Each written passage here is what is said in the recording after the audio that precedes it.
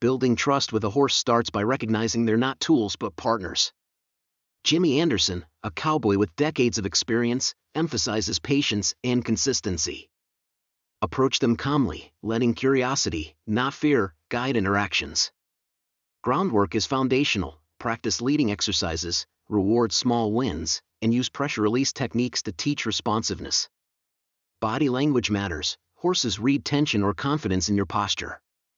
Spend unstructured time together, like grazing nearby or hand walking, to build familiarity. Avoid forcing compliance. Instead, offer choices that align with your goals, allowing the horse to agree willingly. Missteps happen, but retreating to simpler tasks rebuilds confidence. Celebrate progress, whether it's a relaxed ear flick or smooth lateral movement. The goal isn't domination but a dialogue, listening as much as directing. Over time, this mutual respect evolves into a partnership where horse and human move as one, anticipating needs and navigating challenges through trust, not control.